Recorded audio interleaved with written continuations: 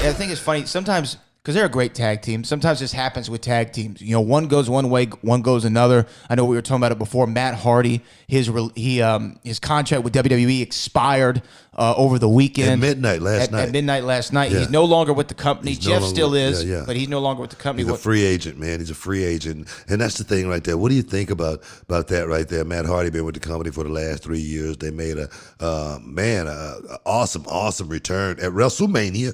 And then went off to pull off the win of the tag team championship. And then, he did the broken, woken Matt Hardy thing for a minute. But Woken Matt was on the show. Matt, I was listening to him on the when he made the announcement that he was has let his contract expire. He's no longer a part of WWE.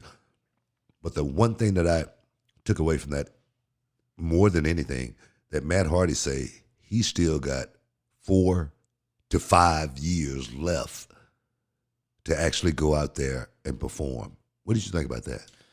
Man, I mean, he's been around, around probably, after you a little bit, right? I mean, but the mid-'90s. Yeah. And, he's done a lot of crazy stuff, those TLC matches, ladder matches. I really liked when the Hardy Boys came back. I thought, man, this is a great way to ride off into the sunset. Jeff and Matt back again. They won the Raw Tag Team titles. They won the SmackDown Tag Team titles. And I think that, remember Bray Wyatt and Matt Hardy were tagging together for a while. Yeah. They were tag champions as well, the Leaders of Worlds or something like that. Whatever it was. I can't remember the name.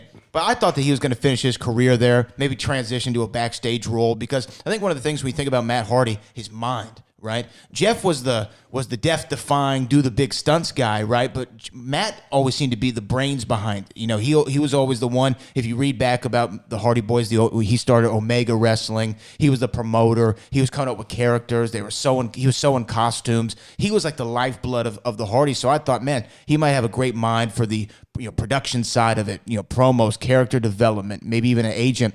I kind of don't like to see him go away from WWE, but I understand that if you're not creatively satisfied, you want to do one thing, company wants to do another, you got to make a choice, and I think he made his. Yeah. And, there again, man, you got to have a plan, man. You got to have a plan.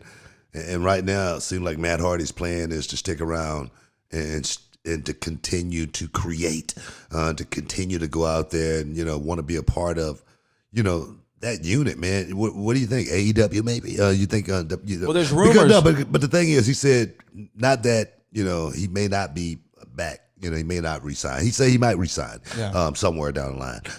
But what do you think? AEW maybe? Well, they've been promoting this Exalted One is coming to AEW, and apparently there was a reference to Matt Hardy in one of these Being the Elite videos. So it seems like Broken Matt might be coming back to television in AEW, and I think you don't think that's a leverage. It could be. Maybe, No, it definitely trying could to be. get a little leverage and say, hey man, let me just start talking, making up stories and anything right now. But he seems like he's a guy who really, really puts a high value on creative freedom. I think when he came back, he wanted to be Broken Matt. They let him run with the Woken Matt character Woken. It didn't get over as good as it did in TNA. I mean, come on, let's just be real. No, it didn't. Keep it real. It didn't get over. No. But he liked it. That's my point. The fans might not have responded to it in WWE, or WWE might not have liked it. I don't know.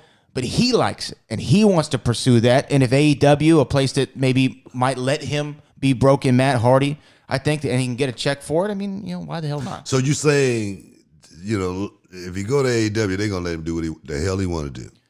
I think that he would probably have a lot of say into what he's doing. But is that what you're trying to say? Just say it. If you're gonna say it, just say it. Well, I mean, when you listen to Jericho and Moxley, they say that there's a lot of creative freedom over there. And so I think that they're going to let him do what he wants to do. Yeah, I think so. I was just wondering. I think they are too. I was just trying to pull it out of you.